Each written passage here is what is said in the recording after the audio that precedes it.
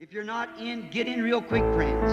It might everlast be too late. We don't know. Afatra ny torininy mpaminany William Marion Branham mitondra ny lohateny ny famantarana.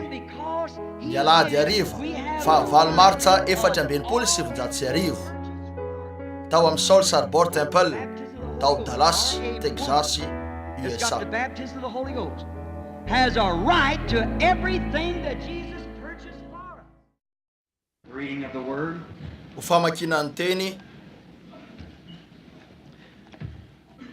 For the closing service, the reason Ho an'ny fivorina famaranana ny antony angatahako aminareo mba hitsangana rehefa iraina The Star Spangled Banner dia mitsangana ianareo sa tsy zany ko nahoana ny tsy hitsangana ho an'ny tenin'Andriamanitra fa naja zany ankehitriny ao amin'ny bokin'ny Exodus ny toko 12 manomboka amin'ny 12 iriko ny amaky ampahany ato amin'ny soratra masina ny 12 sy ny 13 fa andeha amaky ny tany Egypta amin'izany alina zany aho ka hamono ny matoa amin'ny tany Egypta hatramin'ny olona ka hatramin'ny biby fiompy ary ho tsaraiko avokoa zaho no tompo. Ary ny raha dia ho famantarana ho anareo eo amin'ny trano izay toeranareo ary raha mahita ny raha aho dia andalo anareo ka tsy hisy loza handringana anareo raha mamely ny tany Egypta aho. Ny lohahevitra dia ny famantarana. Andesika iondrika ankehitriny ary ao amin'ny famoram-panahiny amin'izao fotoana masina izao alohan'ny anatonantsika azy ambavaka. Mova misy fangatahana tianareo hovalian'Andriamanitra amin'izao arivo izao atsangany fotsiny tanana raha misy zany ary saintsaina amponareo ny zavatra tianareo ataony ho antsika rehetra ato amin'ny efitrano saintsainy fotsiny ny zavatra tianareo ataony. Raha ny any an-danitra ô Andriamanitra tsy miova ianao ary angatanay ny amalinao ny vavakay izao arivo izao raha manadra tanana trano zahay ary izao hitanao izao fa mitsangana ihany koa ny tanako ary ny fangatahako ampahafantariko ampabe maso zany dia izao tompo ny anasitrananao ny olona marary rehetra eto androany ny amonjenao izay rehetra very eny laza ianao fa raha mangataka zavatra amin'ny ray amin'ny anarako ianareo dia ataoko zany. Eny tompo ampio izay rehetra mba iny tony ny andian'olona tafaray dia ho zanaka mino mitenena amin'ny alalan'ny teninao tompo ny teninao ny fahamarinana ta io ny fonay misaotranao zahay ny amin'ity fivoriny ity misaotranao zahay ny amin'ny rahalahy Grant sy ireo mpiara-miasa amin'ny rehetra ny amin'ny fiangonana sy ny olona rehetra eo koa izay rehetra nataonao anay tompo mankasitraka anao indrindra zahay. Raha eo mety hisy maro aminay angamba tsy fakahita ety intsony mandra-piaona anay ihany akoatra mety fivoriana farany arahanay miangony ety an-tany zao ho tonga neny fany masina ka hitanay miaraka eto ka nome anay an'izay ilainay amin'ny anaran'i Jesosy no angatanay. Amen. Mahazo toerana.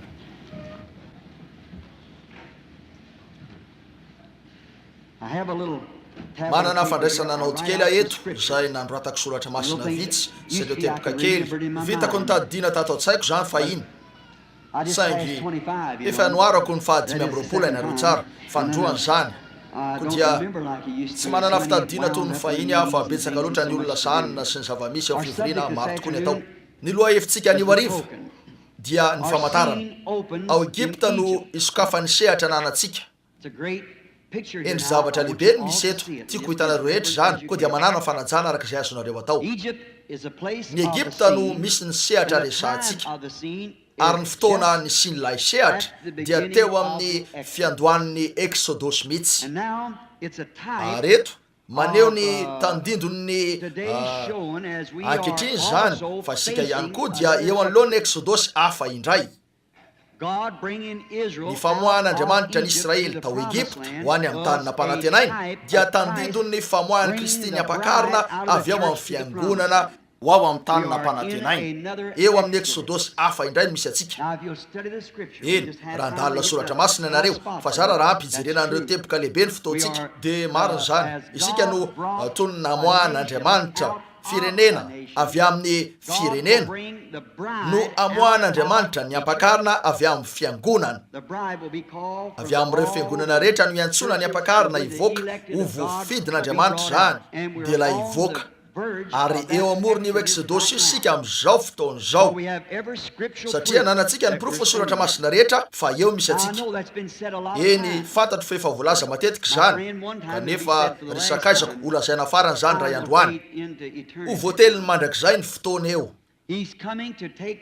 tonga izy mba amoaka ampakarina avy ao amin'ny fiangonana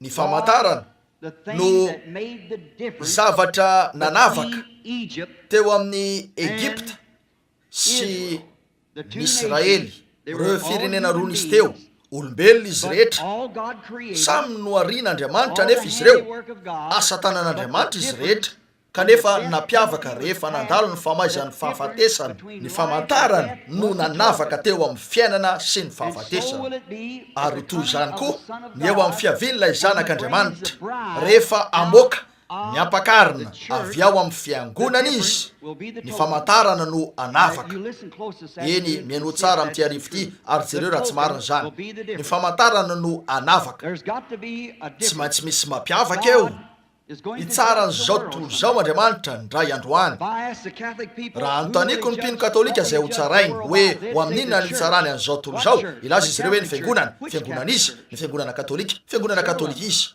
maro isan-karazana izy reo ilaza ny metodista hoe amin'ny alala metodista tsy voaray ao zany ny batista koa raha amin'ny alala ny fiangonana batista no itsaranareo azy tsy voaray ao ny sisa rehetra ilaza ny pentekotista hoe amin'ny alala ny pentekotista tsy voaray ary ny sisa rehetra hitanareo fa hiteraka korotana io korotana be loatra korotana be ho an'ny fandiniana ny fiheveran-javatra toy zany nanana fomba nefa Andriamanitra eto zay nolazainy fa hitsaran'ny tany tsy amin'ny alala ny fiangonana katolika tsy amin'ny alala ny fiangonana protestanta fa amin'ny alalan'i Jesosy Kristy no hitsarany an'izao tontolo zao ary teny Jesosy ko dia tafaverina eo amin'ny baiboly indray zany hitanareo ny baiboly no hitsarany an'izao tontolo zao fa ny baiboly no boky fitsaran'Andriamanitra dia ilay fanambarana tanteraka ny amin'ny Jesosy Kristy ka tsy misy zavatra hafa azo ampinao na misy zavatra azo esorina avy ao ny famaizana raha manao an'izany dia ny fanesorana ny anaranareo amin'ny boky ny fiainana mitoera fotsiny ao amin'ilay boky dia angatao Andriamanitra mba anao antsika ho ampahan'izany koa hitantsika amin'izany fa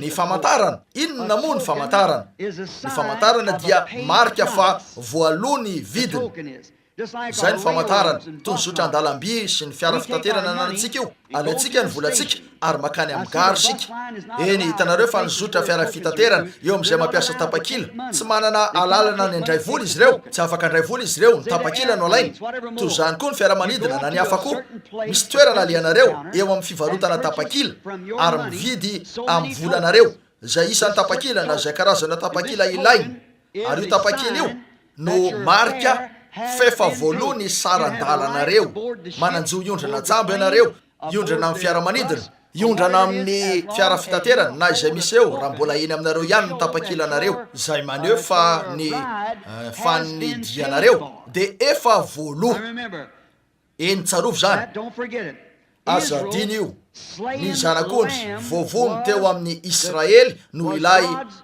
no nitakin'Andriamanitra Jehova no nitaky zanak'ondry vovony zavatra tsy nanatsiny ho solony toy zay efa hitantsika tamin'ity herinandro ity mandraka ankehitriny Andriamanitra rehefa maka fanapa-kevitra izy dia tsy hovany mihitsy zany ary nanao lalana izy ny zavatra voalohany nataony rehefa lavo ny olona ny ilainy nanao lalana iverenany raha tiany ihany ny anafitra azy io koa dia naka fanapa-kevitra izy fa amonjy ny olona amin'ny alalan'ny ranolay tsy manantsiny ary zay zavatra zay foana ny nataony tsy mbola nanovany io mihitsy izy tsy misy toerana mety ahafahan'Andriamanitra miaona ampivavaka iray afa-tsy eo ambaniny raha io ny toerana tokana ananany ny aonany amintsika eo ambanin'ny teolojiantsika no izantsika tao eo ambanin'ny anaram-piangonantsika eo ambanin'ireo programa ny fampianarana nanantsika nanao tilikambony sasany ary nanorona tanàna ny sasany Babilôna sy ny tilikambony Babely ary eo karazana zavatra maro nefa dia mbola eo ihany no hoe tsy miaona amin'izay tena mpivavaka Andriamanitra raha tsy eo ambanin'ny raha tsy manovany mihitsy izy tsy afaka ho metodista avokoa sika tsy afaka ho pentekotista avokoa tsy afaka ho toy zao sy toy zato na ny hafa koa sika rehetra tsy fanaraka sika kanefa rehefa makeo amin'ny lehilahy ray ihany na pretra katolika io na inona koa prala zahay raha eo ambany raha izy na avy aiza izy io ampy rehefa eo ambany raha izy koa lay zanak'ondry vovony teo amin'ny Israely no nitakiny Jehova ary ny raha no famantarana hoe efa vita ny asa. Ny zavatra nitakin'Andriamanitra ho amin'ny fanavotana ialana ny Egypta akanesana ao amin'ny tany nampanantenainy, nisy biby vovony no takina ary io biby io dia tsy maintsy nanana ny ran'ilay biby maty dia tsy maintsy natao teo amin'ny tato ambaravarana sy teo ambaravarana ary zay no manondro ho famantarana fefa tanteraka ny zavatra notakiny Jehova. Hitanareo, eny tsy lay zanak'ondry ny famantarana, lay raha ny famantarana koa nilaina ny nivoan'ilay aina avy amin'ilay fanatitra ka ny raha eo ny famantarana efa notanterahany reo baiko nomeny. Ny raha no natao famantarana ho marika fa tena nataony mpino tsara ny zavatra notakina, zay ny famantarana. Eny ary iteto fa voatondro miaraka amin'ny fanatiny lay mpino mpivavaka. Hitanareo, indro ary misy trano ary lay mpivavaka inona ny zavatra notakina? Vonoiny zanak'ondry amin'ny andro faefatra ambin'ny folo rehefa avy nitehiriziny zany la lainy tsy misy kilema amono an'izany ny Israely rehetra ary izopy anoakana ny raha ka antetina eo amin'ny taotam-baravarana ary raha ito ampandalovana io izopy io dia ahitra toy ny efa fahitany ihany. Ny izopa dia maneho ny finoanareo. Misy olona miezaka ny anana finoana mampitolagaga, zay no mahatonga anareo tsy mahazo fanasitrana. Ny finoana dia zavatra tsotra toy ny efa fahita. Manam-pinoana kanesana tem-piangonana ianareo, manam-pinoana ivoany eto, manam-pinoana amelomana ny fiaranareo, manam-pinoana hinanana ny sakafonareo. Toy zany io finoana tsotra toy ny efa fahita. Koa raha natetina ny raha dia natetina tamin'ny izopa zay ahitra toy ny efa fahita ihany ka maniry amin'ny toerana rehetra ao Palestina ka maneho fa ny finoana nampiarina an'le raha dia tsy tamina karazany zavatra mampitolagaga zay ilainareo ny anana n'io karazana maro-pahaizana ambony rehetra io vao mavita azy. Finoana toy ny efa fahita isan'andro zany mba hinona an'Andriamanitra. Hitanareo, atetina ny raha ampinoana amin'ny izopa koa lay mpivavaka ary dia hita fa teo ambanin'io raha io. Zay no naneho fa nanatanteraka ny fitakiany Jehova izy ary nisy zavatra nanondro azy. Ny famantarana no naneho fa lay zanak'ondry vovony nitakiany Jehova no nanondro azy. Efa vita ny asa. Tadidona tanteraka tokoa zany ankehitriny ny amin'ny Kristy sy ny mpino. Rehefa hita tsara eo amin'ilay mpino ny famantarana dia io no maneho fa efa nekeny izy sady efa vita ny tokony ataony. Ny rary no famantarana manondro lay raha mihitsy.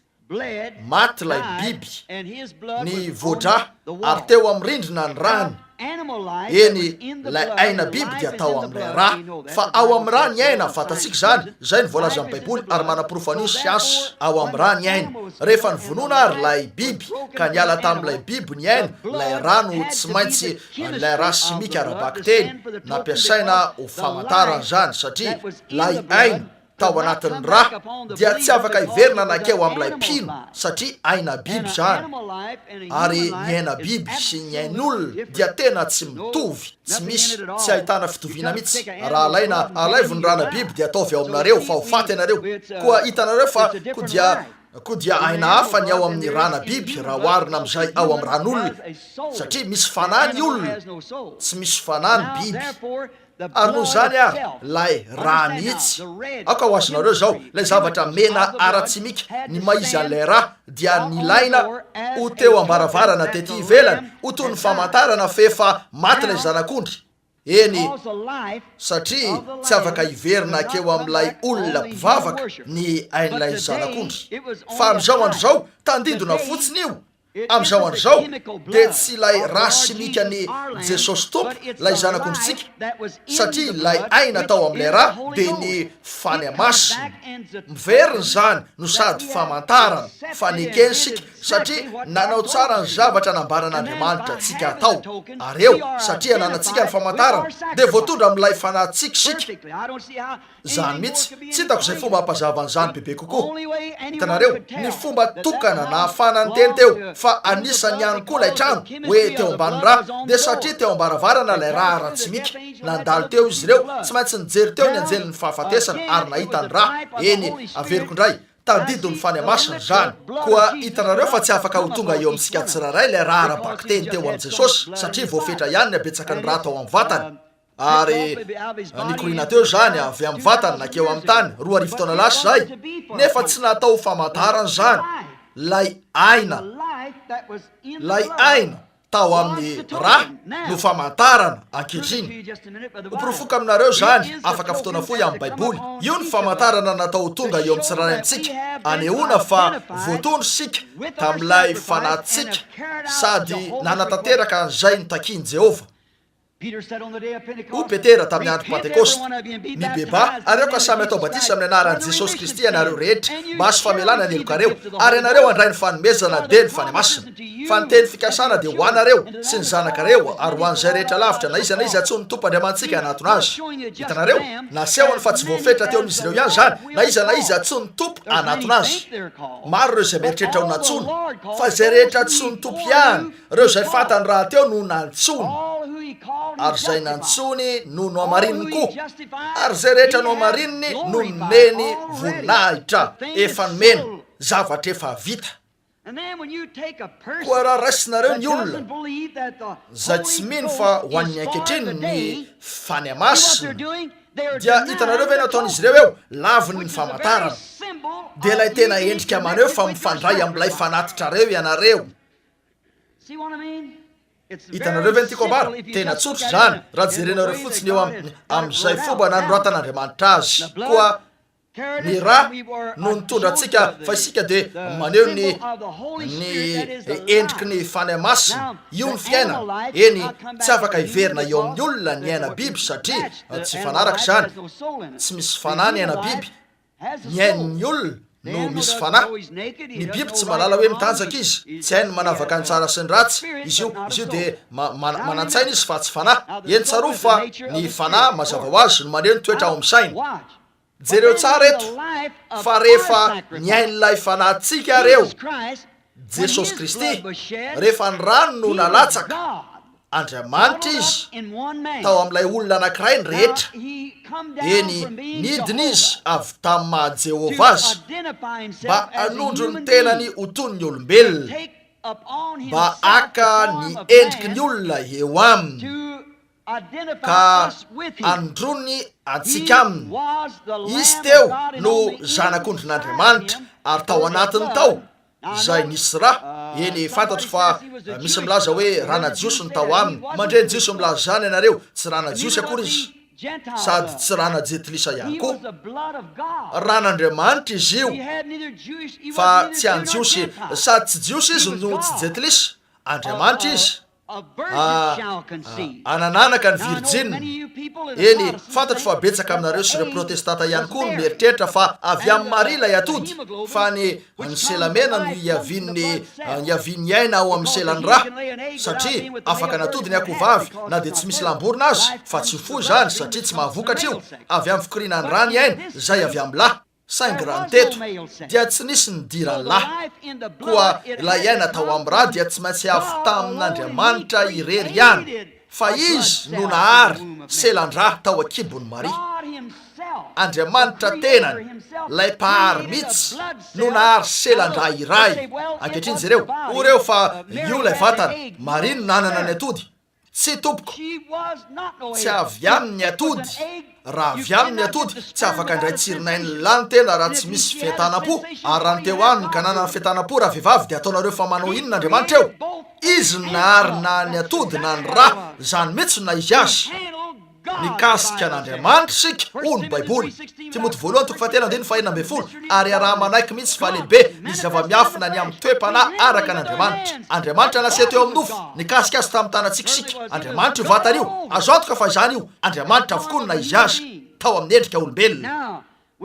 Eny matsikaritra sika eo amin'izany fa vaky io selan-draha io. Ka zay no nivoan'Andriamanitra. Andriamanitra ao amin'ny Kristy no nampiavana zao toy zao taminy. Fa teo tsy nisy olo-kafa navitsy zany, tsy nisy zavatra hafa azo nitanterahana, fa tsy maintsy io raha masina io. Izy mihitsy nilain'Andriamanitra nidina ka tonga olona mba hizaka ny lalàna nataony ihany. Raha mpaminany fotsiny Jesosy ka olona ankoatran'Andriamanitra dia ho tsy marin'Andriamanitra.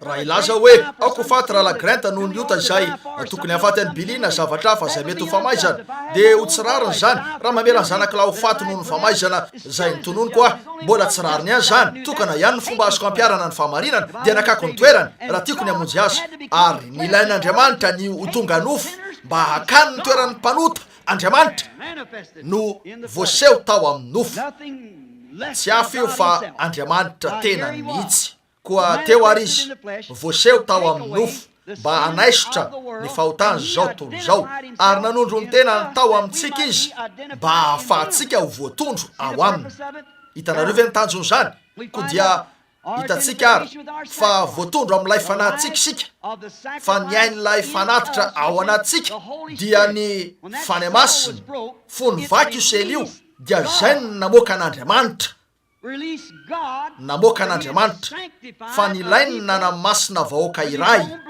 tamin'ny rany tenany ka namerina an'Andriamanitra ao amin'ny olona indray Andriamanitra ao anatinareo fiainana mandrakizay ary fantatry ny mpadala grika rehetra io teny io fiainana mandrakizay fa avy amin'ilay teny hoe ZOE Zoe zay midika hoe ny ain'Andriamanitra mihitsy mariny zany ny fomba tokana mety ahafahanareo anana fiainana tokana ihany ny endriky ny fiainana mandrakizay dia ilay ain'Andriamanitra mihitsy ao anatinareo hitanareo ko dia manana fiainana mandrakizay ianareo satria tsy misy mandrakizay afa-tsy izy ireo ihany ary sika ny toetra n'ireo fisainana taloha zay mety ho nisy ny fandrenana zao tontolo zao na io rehetra io zao rehetra zao dia fisainany fotsiny ka fanehoana n'ireo fisainany arak'izay na izy an'izany sika nefa nylainy nidina mba ahafahany manaisotra ny ota tsy nisy olo-kafa navidy zany tsy nisy mendrika nanao an'io tsy nisy afaka nanao an'io afa-tsy ny tenany ary natao zany koa rehefa io ain'io ary no tafavoaka tamin'io vatan'io tamin-dra lehilahy zay tsy iza fa ilay zanak'Andriamanitra ka ny heriny mahary no nanao trano toy zay mety ho mpianton-draharaha fa nanao trano izy ary niditra tao Andriamanitra no nanao an'io ary rehefa nesorony ary io ain'io nay raha ny na izy raha tsy mika an'izany no niraraka tamin'ny tany de tolay nisy raha niraraka tamin'ny tany ny ainy abela ilay marina kanefa avy tamin'io raha io no nivoan'ny fanahy masin'Andriamanitra ary zay no nalefa teo amin'ny olona tamin'ny andro Pentekosta mba hahatonga azy ireo ho voatondro amin'ilay fanatitra mato azy ireo tsy misy fomba hafa mety ahafahantsika azo an'izany famantarana naomby io jereo raha meloka noho ny famonoana ianareo ary fantatrareo ianareo fa akeo amin'ny seza misy herinaratra ary tsaroa fa ny fandavana ry Dalasy enoy ny fandavana ny rany Jesosy Kristy lay famantarana ny amin'ny rany raha mahita an'io ianareo nefa lavinareo zany de hiatrika fitsarana miaraka amin'ny rany eny an-tananareo ianareo ry mpanota ry mpikambana amin'ny fiangonana tsarovy zany inona ny mety ho azony Leo Oswald natao tamin'ireo andro vitsy reo raha ny an-tsaina mafy nananany ny amin'ilay fitsarana ambony tsy maintsy atrehany nefa fantany fa noho namonono ny filoham-pirenena de tsy hisy famindram-po mihitsy na de kely azy inona ny zavatra tsy maintsy tsapan'io lehilahy io tsy maintsy zavatra nahatahotra indrindra zany tsy andrika an'io mihitsy izy raha olo-kafa no nitifitra azy nefa eritreretra zany hoe mipetraka eo anatrehany fitsarana ambony feny fahatezerana sady eny an-tananao ny rano namanao ny filohan'ny Etazonia ho zavatra maivany zany raha hoarina aminareo zay tsy manisy lanja ny rano Jesosy Kristy rehefa hijoro eo anoloany re fitsaran'Andriamanitra ianareo ho tera-tsemboka noho ny fahalalànan'io fotsiny ianareo ho an'ny Oswald ny fialany tamin'ity fiainany ity ihany mahazo azy fa Andriamanitra nala anareo mandrakizay eo amin'ny fanatrehany ho zavatra atahotra indrindra zany Mario raha voatery hiseho fitsarana ianareo noho ianareo meloka de hitady an'izay mpisolo vava mahay indrindra mety ho hitanareo anao toy zany ny rehetra ary zay rehetra olona nateraka teto an-tany tsy ahoaka zay hatsarany fianakaviana ny voany efa meloka ny amin'ny rany Jesosy Kristy izy mandra-panekeny ny famelanany amin'io ary ny fomba tokana ahafantaranareo fa ara-dalàna ny famelan-keloka de rehefa tonga eo aminareo ny famantarana ka nananareo ny famantarana maro fa raha meloka ianareo de karoko an'izay mpisolo vava mahay indrindra mety ho hitanareo mba hanelanelana anareo ka raha eo amin'ny fitsaran'Andriamanitra de tsy pretra katolika no ilaiko tsy olona no ilaiko fa zay mpisolo vava mahay indrindra mety ho hitako ny tadiaviko mba hanelanelana avelao ilazan'izao aminareo sakaizako kristianina ny mpisolo vavantsika ihany no mpitsaratsika fa ny mpitsaratsika dia tonga mpisolo vavantsika milamina ny raharaha rehefa voaraintsika ny famelany lay mpitsara izy mihitsy no nidina ka tonga mpisolo vava fa lay mpisolo vava sy lay mpitsara dia olona iray ihany Andriamanitra ny tonga olona mba hahafahany manamarina ny olona tamin'ny alalan'ny fahafatesany izay nanamelohany azy io. Alleluia. Diko zany hoe deraina ny Andriamantsika, mendriky ny fiderana rehetra izy. Ny mpitsaratsika sy ny mpisolo vavantsika dia olona ray ihany. Ny fanahy masina no famantarana fefa voavela eloko sika. Efa nakatona ny raharaha ho an'izay rehetra lehilahy na vehivavy tena nandray ny batisa ny fanahy masina. Efa voatsara izy, efa voatondro tamin'ilay mpisolo vavany, tamin'ilay mpitsarany, tamin'ilay fanatiny. Ary ilay famantarana efa fananany no maneho fefa voaloha ny diany makany amin'ny voninahitra. Amen. Efa vita ny rehetra.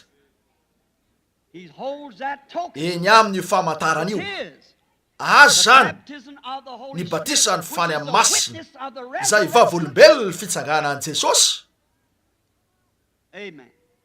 Amen. Inonareo ve zany?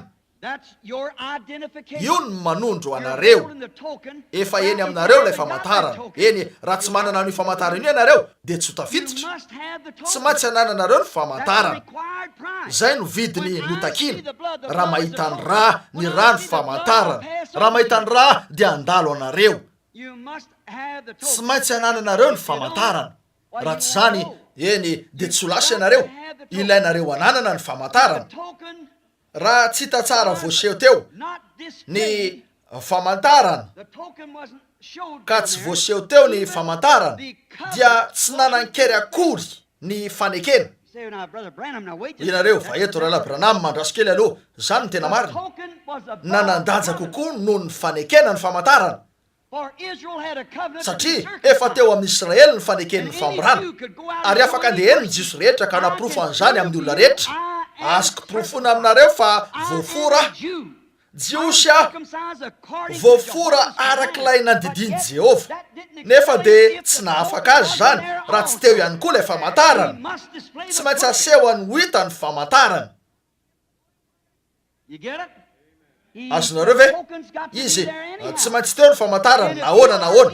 Ara isany ao amin'ny fanekena ianareo. Raha nisy jiosy ny laza hoe tsy anisy raha ibaravarako zany azoko profona fa jiosy manana fanekena ho azo ilay anjely ny fahafatesana izy. Na toy inona mety ho fatokiny, na toy inona mampikambana azy ao amin'ny fiangonana, na firy ny fahafolo-karenana alohanareo, na toy inona ny lazany fa nino an Jehova izy, nitaky an'io famantarana io Jehova. Ary zay ihany koa no ataony ankehitriny. Tsy maintsy eo zany. Tsy maintsy zay. Satria tsy misy fomba hafa ety ambany lanitra, tsy misy anarana hafa mihitsy no mena. Na toy inona fahatsarana, na toy inona fahatokiny, tsy maintsy eo io famantarana io ary hita tsara. Ny raha hoy ianareo, eny efa namonjy zanak'ondry aho ary nataoko tao anaty siny zany, napetraka etsy aoriana etsy. Tsy zay ny voalazany. Tsy maintsy natao teo amin'ny tolana sy tatao ambaravarana zany, tsy maintsy natao hita tsara io. Ary tsy maintsy hita tsara eo amin'ny fiainanareo fa hoe ao anatinareo ilay famantarana. Oh, ry Pentekotista, inona ny olana eo aminareo? Reo borivolo mandoko tare, reo lehilahy manao vazovazo maloto sy ny sisa. Aiza eo no mety ahitana ny rano Jesosy Kristy Tompoko dia ilay famantarana ny amin'ny fanahy masina. Ianareo eo aminareo niendriky ny toe-panaraka an'Andriamanitra, nefa tsy nareo famisaviana sy ny maro hafa koa reo asan'Andriamanitra hoe famisaviana. Ahoana ny fanehoanareo famantarana? Reo za Pante tsy ahoaka izay maizy anareo, za Batista, za Pre tsy ahoaka izay maizy anareo. Tsy maintsy eo io famantarana io, taky an'io Andriamanitra. Ary tsy misy hafa akoatr'izany. Ho ianareo fa manana mari-pahaizana, tsy ahoaka izay isan'ny diplômanareo, taky an'io famantarana io Andriamanitra, ary zany reniany. Marika io fefa voalohany saran-dalanareo. Tsy anaiky an'ireo zavatra irenianareo izy na ny hafa koa. Tsy maintsy mahita an'io famantarana io izy. Iteny ilay mpitondra fiara fitaterana hoe andraso kely, tsy ilay tapakely ilaika io. Iteny ilay olona amin'ny fiaramanidina hoe fa mivoafaingana eto, ny tapakila ny famantarana. Dia makeny anareo ary miteny amin'ilay mpamily hoe indro te handeha amin'ity fiaramanidinao ty aho, ohatriny na sarany, makanesy eny ary vidiny tapakilanao. Oh, andoha aminao aho, tsy afaka mandray an'io aho. Tsy handeha amin'ny fiaramanidiko mihitsy ianao. Mandra-pandoavanao ny vidiny ka hanananao ny tapakila no tadiaviko. Ianareo fa nandeha sekoly aho, efa nataoko zao za. Tsy ahoaka izay mety nataonareo. Tsy maintsy hanananareo ilay famantarana, raha tsy zany dia tsy akao ianareo. Amen ary amen. Tsy hitanareo ve zany? mitaky any famantarana io Andriamanitra. Raha mahita ny raha ary zany any andalo anareo aho raha mahita ny famantarana. Raha tsy teo zany dia tsy nisaina ho zavatra akory ny fanekena. Afaka nilaza tsara ny jiosy anankiray sady afaka nanapirofo ny tena no ho jiosy voafora. Afaka akandreo lalàna eny izy ka na hoe jereo ny eto voafora tsy nidika zavatra zany na de kely aza. Hoy ianareo metodista, batista, pentekotista, zao a zato a tsy nidika zavatra zany na de kely aza. Tsy maintsy eo aminareo lay famantarana. Ary rehefa tonga eo ny famantarana dia manambara ny Kristy zany. Laza izy fa zay no ataony. Ary Kristy dia teny. Ka ahoana no ahafahanareo mandany mahamarina ny Baiboly na ny ampahany amin'izany nefa de mbola milaza fa manana ny famantarana nefa ny famantarana dia manambara ny Jesosy Kristy. Hitanareo fa zay no mampanontany tena. Oh, hoy ianareo tsy loko zany. Mino aho fa ny andro fagagana. Oh, tandremo tsara, tsy eo ny famantarana. Ny famantarana dia anao amenina amin'ny teny rehetra amin'izy rehetra satria Andriamanitra tena an'izany. Hitanareo? Eny ary. Raha tsy teo anefa ny famantarana dia tsy nisaina ho zavatra ny fanekena. Natao foana zany. Toy zany koa ankehitriny. Na inona lazainareo, na toy inona filazanareo hoe mino ny teny rehetra ao amin'ny Baiboly hoe Rahalahy Branham vitako ny tanisa aminao ny atsasaky ny Baiboly rehetra tsy anjery. Ino ka amin'ny atsipriany io? Tsara zany. Satana ihany koa mahavita. Fa mila famantarana. Ahoana Rahalahy Branham feno mari-pahaizana ny rindriko, manana diplôma momba ny soratra, ananako mari-pahaizana doktora, eo koa ny doktora momba ny lalàna amin'ny latinina, ary boky maro ny soratako, nanao an'izao nataoko avokoa rehetra io, efa nataoko avokoa rehetra io. Tsy ahoako zany, tsara avokoa zany, kanefa mbola tsy maintsy anananareo lay famantarana. Mbola takinantrano lay famantarana. Hoy ianareo mpandinika ny Baiboly za de olona mendrika toy zao mety ho tsara zany rehetra zany tsara avokoa nefa tsy maintsy ananana ihany ny famantarana. Koa efa melon'ny Egypta tamin'ny fotoana rehetra ny fahafatesana. Ary efa vonona toy zany koa amelo ny firenena amin'ny fotoana rehetra ankehitriny ny fahafatesana. Ry Anna Jean, mahatsapa zavatra toy ny rainao nisy fanamarena no lazainy ray mandeha. Tiako hatrany zany hoy izy fatary fa ity firenena ity amin'ny fahotany mitovy ihany. Raha velan'Andriamanitra ho afamaina ny Amerika ny amin'izay ataony dia ho voatery izy noho ny maizy azy ny anangana Sodoma sy Gomora amin'ny maty ary alatsiny amin'izy ireo noho ny nandorany azy. Ary marina zany. Tsaroa fa nalohan'i Israely ny ota rehetra nataony ary toy zany koa sika. Fanamavaina ny zavatra toy inona nahazo atsika. Skiny ny fitaovam-piadinareo. Miverena amin'Andriamanitra ary fiangonana. Tsy hanavatena no lazako andreo zavatra ireo fa toy ny fampitandremana no lazako zany. Mino vonina ny amely teo ny fahafatesana. Naneo ny fahasoavana sy ny famindram-pony tamin'izy ireo Andriamanitra tamin'ireo hery sy ireo famantarana ireo fagagana. Toy zany koa izy amin'izao andro zao mialohan'ny fianganan'ny fiangonana. Dia mbola tsy naniry hatrany ibebaka izy ireo. Ka ino ny afatra? Hitanareo fa misy afatra anankiray aloha kely ny fianganan'ny fiangonana. Tsy maintsy nisy foana zany. Toy zany koa ankehitriny. Ny trangaram-panahy rehetra dia famantarana avy amin'Andriamanitra. Inonareo ve zany? Toy ny afatra misy famantarana iray, avy eo misy afatra aorian'ny famantarana. Hoy Andriamanitra tamin'i Mosesy hoe raha tsy mino ny feon'ny famantarana voalohany izy ireo dia mety ino ny feon'ny famantarana faharoa. Eny rehefa misy famantarana hitanareo miseho eny nefa tsy misy afatra manaraka an'io fa ilay fampianarana teolojika fahiny ihany ny eo dia tsy avy amin'Andriamanitra zany. Saingy eo amin'izay misy fanehoana famantarana misy afatra manaraka an'io. Eny jereo tonga teo amin'ny sehatra Jesosy. Miteny mafy loatra ve na ho an'izay misahana an'ity micro ty to manako ny feo angamba lasa somary mafy loatra. Tiako azonareo zany. Rehefa tonga teo amin'ny sehatra Jesosy raha mbola tsy niteny zavatra firy teo amin'ny olona izy dia nilaza akao amin'ny fiangonany rehetra. Ty mpaminany tanora ty tena falsika manana azy nanasitrana ny marary izy. Voninahitra an'Andriamanitra nanangana lehilahy lehibe eto anivontsika Andriamanitra tena tsara zany. Fa ndray andro dia tonga teo amin'ny faritra hoe lay famantarana no nisy teo. Isaia 5:30 nilaza fa isy famantarana. Itsambikina tahaka ny derany mandringa sy ny sisa hiratra ny jamba. Famantarana zany teo. Namoaka lay famantarana maha-Mesiasy izy teo. Nefa izy ireo maro taminy nanao hoe eny afaka anaiky an'izany ary eo. Nefa raha famantarana io dia tsy maintsy misy ny feon'ny famantarana io. Inona ary lay feo nanaraka izany? Rehefa nanomboka nampianatra ny fampianarana izy ka niantso azy ireo andiana menarana ao amin'ny ahitra. Tsy nalaza intsony izy nanomboka teo. Eny rehefa tonga niaraka tamin'ny feo ilay famantarana. Mivoaka aloha ny famantarana. Nidina tany Egypta niaraka tamin'ny famantarana Mosesy. Fa natsipy ny teny niova ao menarana zany. Famantarana zany. Fa taty aoriana kely tonga niaraka tamin'ilay famantarana ny feo. Dia hafa ny zava-nisy teo. Hitanareo fa tsy nilan'izany izy ireo.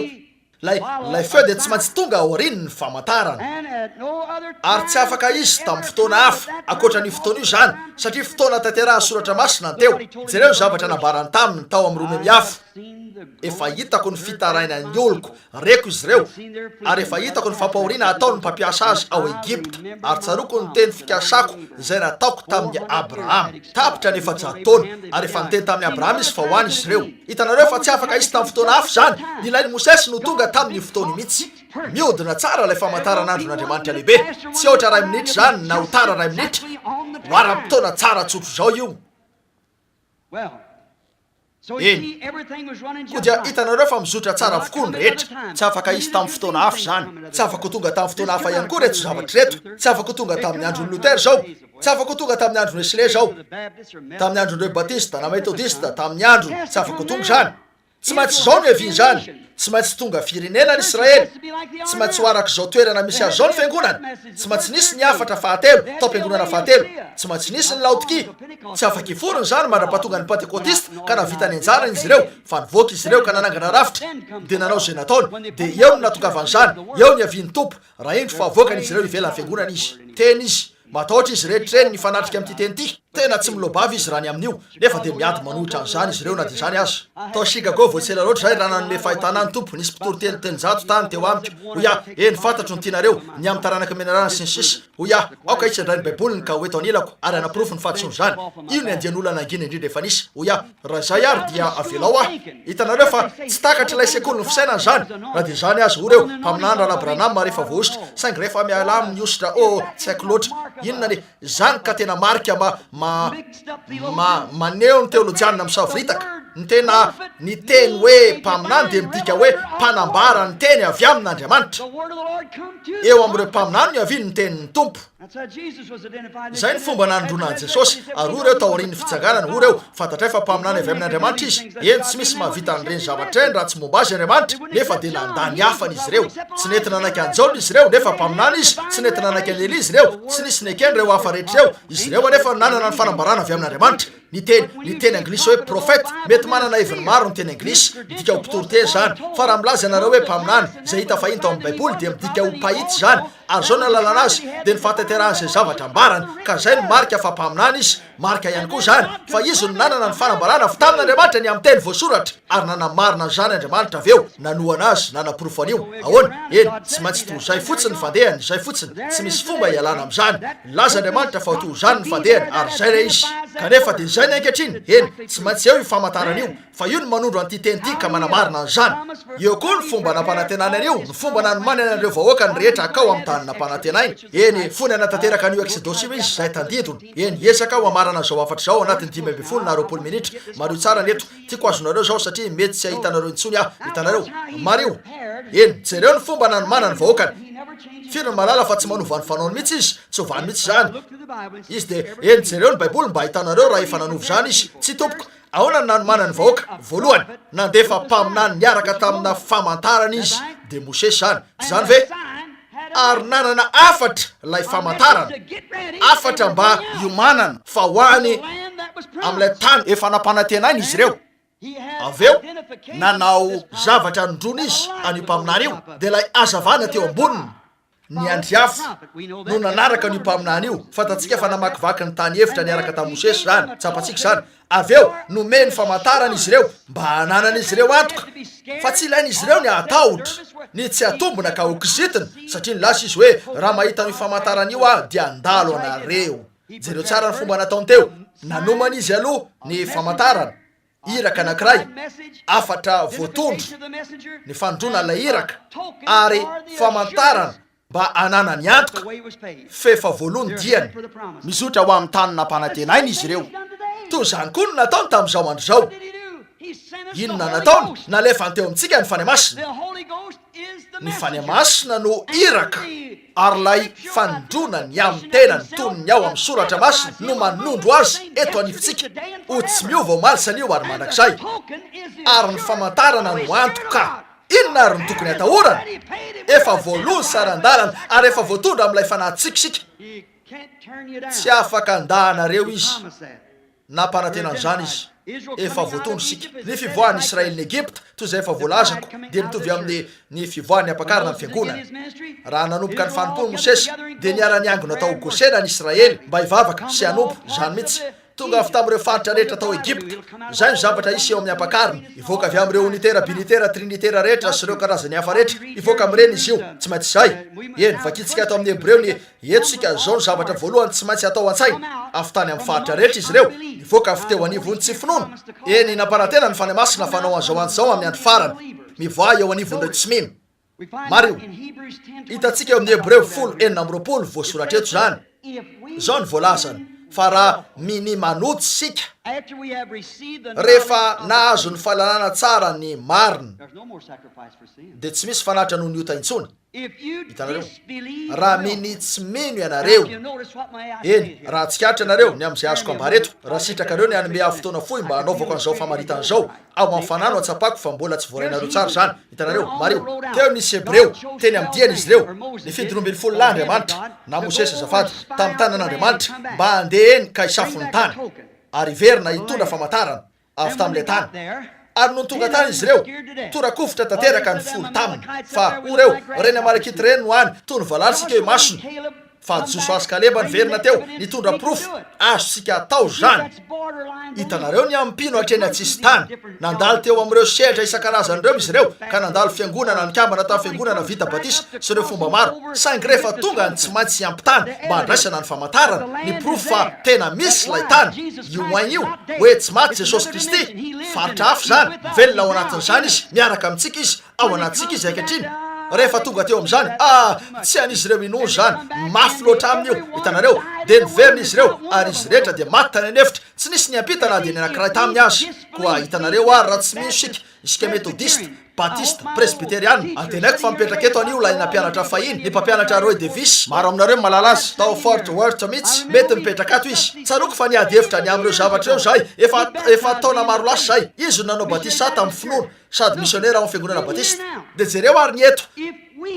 Koa raha isika, raha tonga hatreo amin'ny sisy tany io sika ka manao hoe fahavonahitra n'Andriamanitra ny teny tamin'ny teny tsy fantatra, aleloia, tsy zay le izy. Raha mbola milaza ianareo ka misy amin'ity teny ity tsy inonareo, dia misy zavatra diso eo amin'ny fatsapanareo. Hitanareo, tonga hatreo amin'ny morontany ianareo ka nahita fa eo le izy. Hitanareo fa nitsangany Jesosy eto anivontsika izy.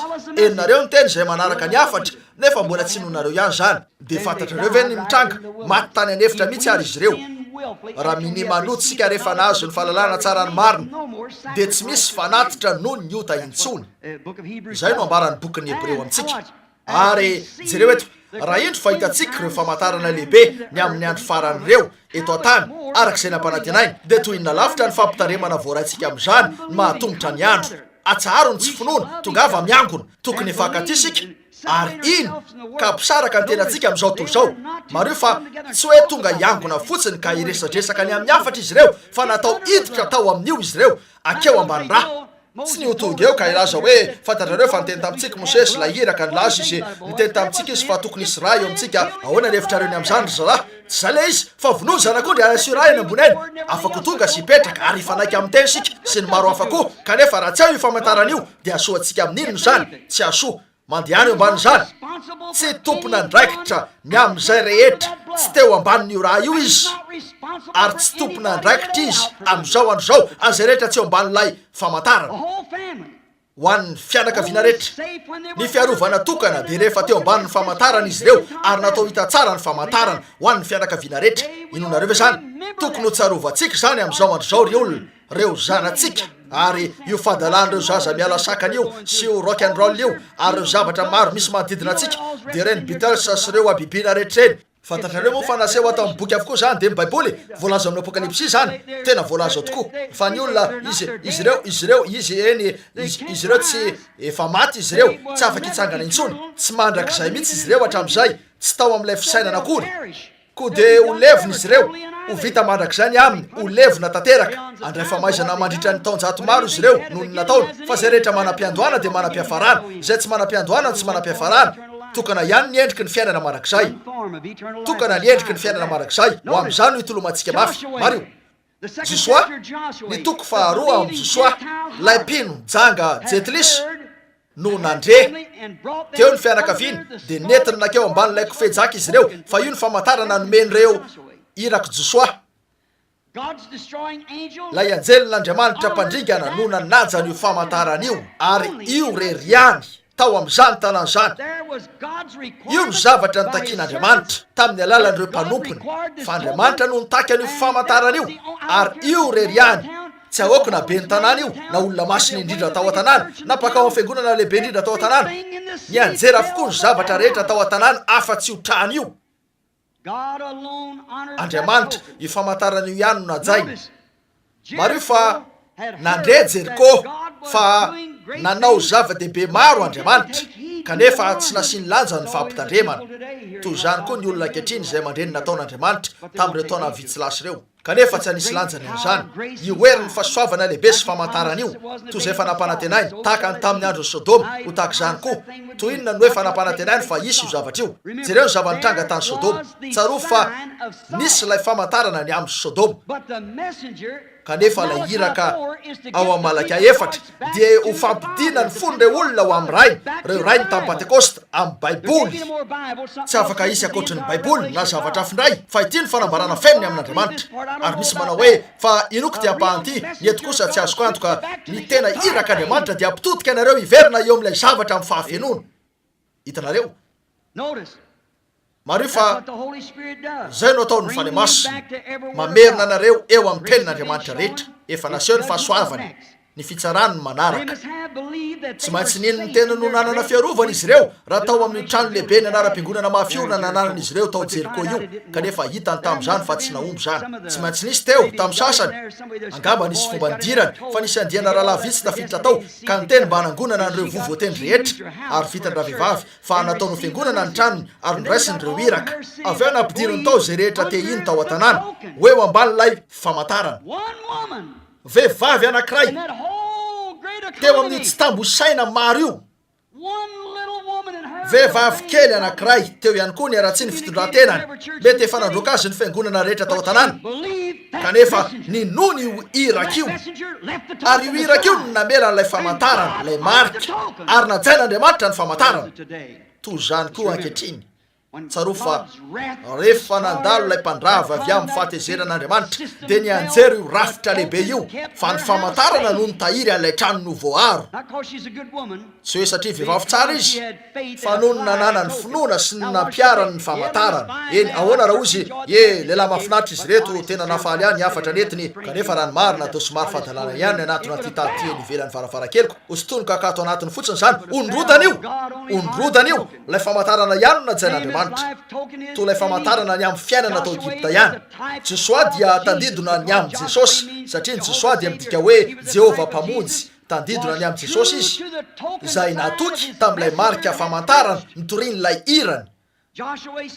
nitoetra natoky tamin'io marika famantarana io Jesoa voavonjy avokoa zay rehetra teo ambanin'izany tao Egypta voavonjy avokoa zay rehetra teo ambanin'izany tao Jeriko ankehitriny ny rany zanak'ondry dia endrika maneho ny famantarana fa ny fany masina ny famantarana ho an'ny ankehitriny zay rehetra eo ambanin'izany dia voaro zay rehetra tsy eo ambanin'izany dia tsy voaro ao amin'ny Hebreo 13:20 nantsony izy io hoe ny fanekena mandrakizay hafa le fanekena fahiny fa lay vaovao no eto io ny fanekena mandrakizay Andriamanitra reo fampanantenan'Andriamanitra vo isy tompo-kaseta amin'ny raha no manafaka atsika tamin'ny fahotana sy ny heratra sady manafaka atsika amin'izao tontolo izao tsy hoe ilainareo ny tafy miavaka afaka hitafy miavaka ny hafa rehetra fa ny ao anatiny ny tokony hampiavaka anareo ao anatiny ao ilay aina fa tsy ny fitafy ny fiakanjo ny fanjakan'Andriamanitra dia tsy amin'ny fihinanana sy ny fisotroana na ny fiakanjona soa fa fandeferana fahatsarana fahalemem-panahy faharetana ao amin'ny fany masina koa reo fampanantenana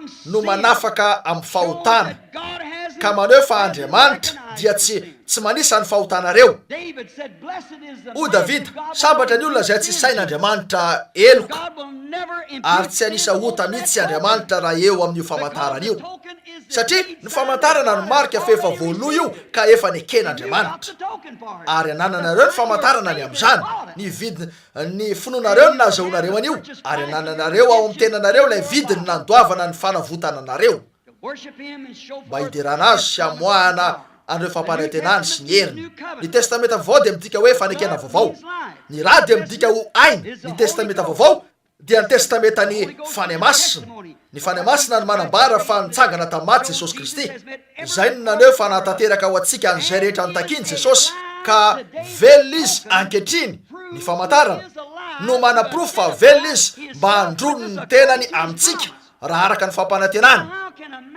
Eny toinona no ahafahan'ny olona iray mamaky ny baiboly ka mahita fa nampanantenainy zany dia ahitany Kristy miverina amin'izao andro faran'izao amin'ny endriky ny fanahy masina sady manondro ny tenany fa velona izy.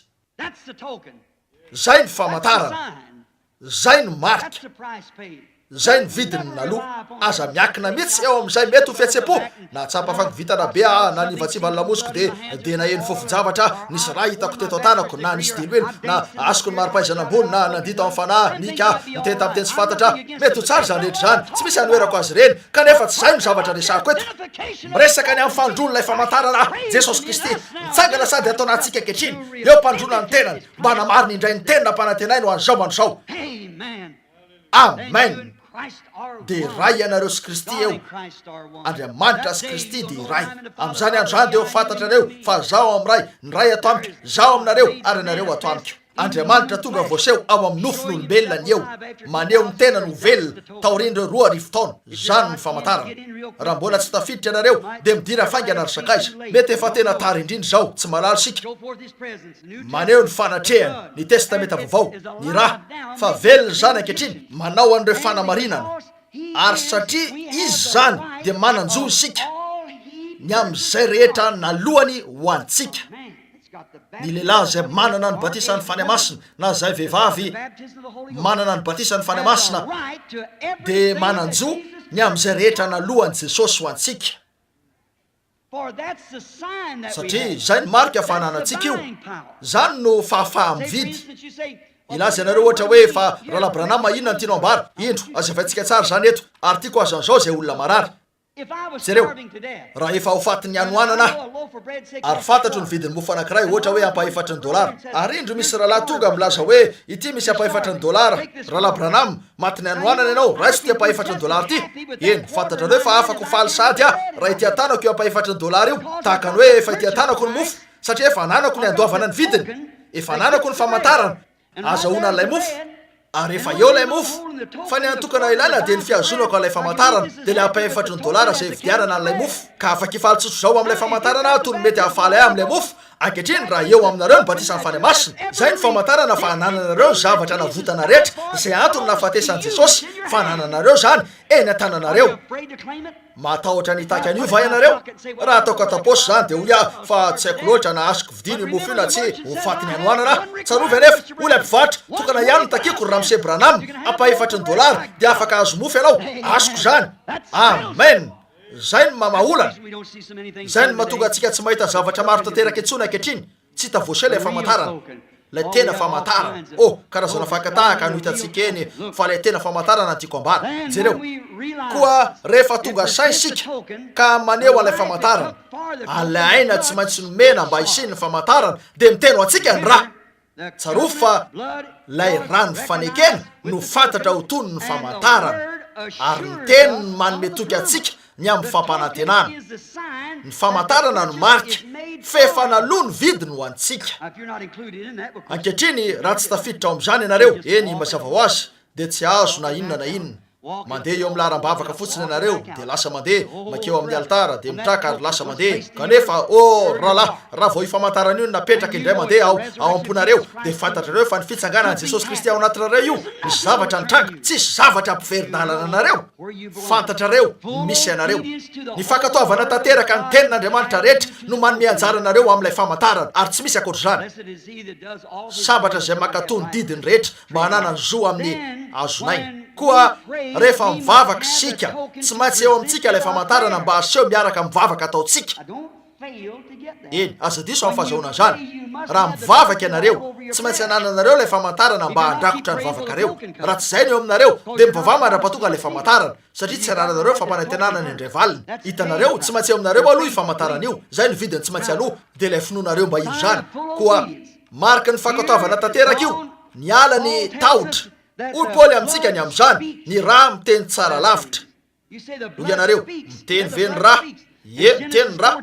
Ao amin'ny Genesis 4:10 hitantsika eo fa nilaza Andriamanitra hoe nianikaina na ny ranabela dia nitaraina avy tamin'ny tany.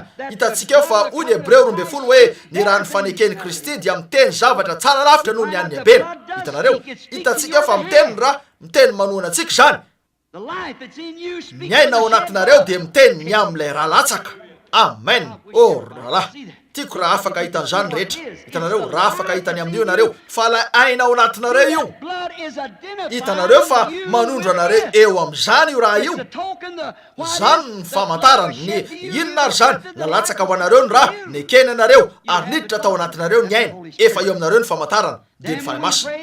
Koa rehefa mivavaka isika dia tsy maintsy manana ilay famantarana mba aseho miaraka amin'ilay vavaka ataontsika toy izay voalazako. Dia minoa ny tenanareo ankehitriny ka piaro eo amin'ny fianakaviana rehetra ny famantarana toy ny tao Egipta, tao Jeriko na koa tao amin'ny asa 9:30. Hitantsika eo fa Paoly no niteny tamin'ilay Romanina mpianatra ranomaizina hoe minoa dia vonjena ny ankonanao rehetra. Ampiaro eo amin'ny ankonanareo zany. Raha mananjalaka tsy voavonjy ianareo raha kofy amin'ilay famantarana mihitsy izy dia atao hoe tompo Andriamanitra eo mitaky azy aza miala eo. Raha manana renina olontiana mbola very ianareo raha kofy amin'ny famantarana io izy ireo dia atao hoe tompo Andriamanitra mitaky an'io mivoay ianareo amin'ny falotony zao rehetra. Avoay ao an-tranonareo zany ny manandray an'izany. Doro le sorta fanaonareo ary io any lalao karatra. Esory ala ny sigaranareo. Ataovy ao amin'ny dabapako ny tsy finoanareo sy ireo taratasy mpiangonana nananareo. Eo ny sahazan'izany. Amen. Dia miomana ianareo. Inona natao avy eo? Dia ampiaro eo amin'ny vavaka ataonareo ilay famantarana miaraka amin'ny tena proof, amin'ny tena finoana. Ampiaro zany, ampiaro ampatokiny zany. Rehefa mampiatra an'ilay famantarana ianareo dia aoka voadiony ao anatinareo. Raha tsy mba manameloka antsika ny fotsika dia rasitsika izay zavatra angatantsika. Raha mbola manao an'ireny zava-dratsy ireny ianareo, ahoana no angatanareo amin'Andriamanitra mba hanao zavatra ho anareo? Nefa fantatrareo fa tsy ara-dalàna ianareo. Zany no antony mahatonga antsika miroso mivembena sy miemotra mivembena fotsiny. Tsy nandratra no ilazako zany fa ny antsiana no ilazako zany mba hametrahana amin'ny toerana. Ahoana no anorenanareo eo ambonin'ireo laven'ny Sodoma sy Gomora? Miverena. Ireo fikambanana sy ireo mpitoroteny namela ny olona hanao an'io rehetra io nefa miala maina ka atao amin'ny boky fotsiny anaran'izy ireo ka omena anaram-boninahitra toy zao sy ny hafa koa nefa enatra zany ka tonga eo mifaritra hoe ny finoana dia lasa zavatra izay tsy mba tsy firintsony akory ary ny mahalalany amin'io. Izy ireo fanantenana no anan'izy ireo fa tsy finoana. Tsy maintsy miverina ianareo ka ho voalamina tsara sy voadio ny zavatra rehetra. Raiso avy eo ny famantarana anananareo izay ahafantaranareo fa ao anatinareo Jesosy Kristy dia ampiaro zany. Raha tsy misy zavatra mitranga dia misy zavatra tsy ara-dalàna eo andeha miverina indray. Mbola tsy ilay tena zavatra no eny an-tananareo efa nampanantenan'io izy. Izy ilay nampanantenan'io ampiaro zany. Vakio ny Efesiana 2:20 amin'ny fotoana mety raha tianareo fa eo no ahitanareo an'io. Mario koa ny ao amin'ny Hebreo 7:20 ho Paoly antonareo an'Andriamanitra velona amin'ny teny velona. Tsy ny filazana fotsiny ohatra hoe aka Hebreo anankiray tamin'izany alainy ny fanatiny ary nandeha teny an-dalana izy niaraka tanao mbolava venty sady matavy ary napetrany teo aminy tanany ary nanondro ny tenany izy ary nalatsaka ny raha dia voamarina izy raha niala teo tahaka an'io Jehova nataony ary zany. Avy eo ny taranaka manaraka angamba ny anangatsika kely izy ireo nisy olo-kafa indray ny anangatsika kely ihany tsy ela taoriny zany lasa fombafomba mpianakaviana zany. Lasa no heveritsika ho toy zany ny Pentekosta ho fombafomba mpianakaviana. Mipetraka eo sika dia manao hoe move tsy tsara ny fandarana amin'ny televiziona androany hariva. Inona reny nataon'izy ireo tany am-piangonana Jesosy tompozy trano. Mampalahelo. Hitanareo lasa fombafomba mpianaka fantaro fa niteny tamin'ny teny tsy fantatra indray andro iny mpikambana amin'izao sy zato fantaro fombafomba mpianakaviana zany. Fantatrareo ve ny voalazan'Andriamanitra? Hoy Andriamanitra ninjabora sy nondro lahy anareo dia maimbo eo am-bavoriko. Marina zany. Lasa maimbo ny fanatitrareo. Ary toy zany koa ireo fanatitra Pentekotista sy ireo toetra angitraingitra sy tsy voafehy rehetra eo amin'ny anaram-piangonantsika samy manao ny ataony ireo vehivavy sy lehilahy eo amintsika manana endrika ny toe-panaraka an'Andriamanitra mentana miaraka mozika ary misy mitsambitsambikina kely dia mifarana eo zany ka toy ny syndrano nararaka teo amboniny rambanisy tenin'Andriamanitra navoaka ka nanona zavatra. Fa inona ny olana? Nanomboka maimbo teo anatrehan'i Jehova ny fanatitrareo ary teo amin'ny fotoana io no ny aviany Isaia teo amin'ny sehatra ka niteny tamin'izy ireo hoe anome famantarana mandrakizay ho anareo aho anananaka ny Virjiny. Hitanareo izay ary le izy tsy hoe endrika maty na fanekem-pinoana tsia fa teny velona Andriamanitra velona izay nitsangana tamin'ny maty sady velona eto an'isika. ny sasany amizireo reny anaram-piangonana toy zany reny izay mino an'ireny zavatra eny de mandany fisiny zavatra toy ny famantarana. Eny misy olona niezaka laza tamiko hoe ny apôstôly 12 ihany nandray ny fanamasina, tsy misy afa-tsireo ihany. Fa isika zay mino ny teny afa ny fahalalantsika malalo sika fa ny fanatrehany velona zao. Fa ahoana no alalantsika fa ny fanatrehany Kristy velona zany, lay fanahy eto anivontsika, lay zavatra nataony ihany nataony zany. Zany ny profonio, ny voentiny no ahafantarana ny voaloboka. Ko dia raha nivoaka io voaloboka voalohany io ka nanoratra ny boky ny asa izy ireo to ambadika zany, fa lay zavatra nataony Jesosy ihany nataony apôstôly, ko rehefa mivoaka indray voaloboka io dia zavatra mitovy ihany nataony. Hitanareo milaza ny Hebreo 13:4 fa izy tsy miova omaly. Oh la, ka manaprofo fa nanangana azy ho antsika Andriamanitra araka ny teny nampanantenainy. Tompo-kasen'ny fampanantenana hoy ny Efesianina 4:3 aza mampalahelo ny fanahy masin'Andriamanitra izay nanaovana tompo-kase anareo hatramin'ny andro fanavotana anareo. Tsy hoe hatramin'ny fifohazam-panahy manaraka, hatramin'ny andro fanavotana anareo. No isika vita batisa tao amin'izany araka ny Korintena 1:12, nefa ao amin'ny fahafenoana ary tsy misy ota isaina ao aminy. Izay rehetra nateraka Andriamanitra tsy manoto, ny voan'Andriamanitra mitoetra ao anatiny ary tsy mahay manoto izy. Ahoana nafahany nefa misy famantarana eo. Ny famantarana no marika fa efa nekena izy. Ary eny hoy ianareo manota koa mbola tsy nandray famantarana mihitsy ary ianareo. Hitanareo, ny famantarana no sakana maneho fa efa voaloha ny vidiny. Raha mitady Satana ny anolotra anareo, eritrereto fotsiny anareo zao. Raha mitady anolotra izay aretina aminareo Satana na mitady anolotra zavatra aminareo izy, fantatrareo ve ny tokony atao? Aseho iazy ny famantarana eo aminareo. Azo antoka fa mamely ny kristianina ny aretina. Aseho iazy ny famantarana eo aminareo ka profoy aminy fa vokatra efa voavidin'Andriamanitra ianareo. Toeriny devoly dia adositra anareo izy. Azony eo ambonin'ilay finoanareo tsy miovaova ny amin'ny teny nampanantenainy ny famantarana. Andriamanitra nisy fotoana izy nanome havana mba ho marika ny amin'ny famantarana. Eto am-pamaranana nomeny ny havana mba ho marika ny amin'ny famantarana. 10 minitra sisa no nanako aveo dia isy laram-bavaka. Nitoetra natoky hatrany tamin'io famantarana io izy.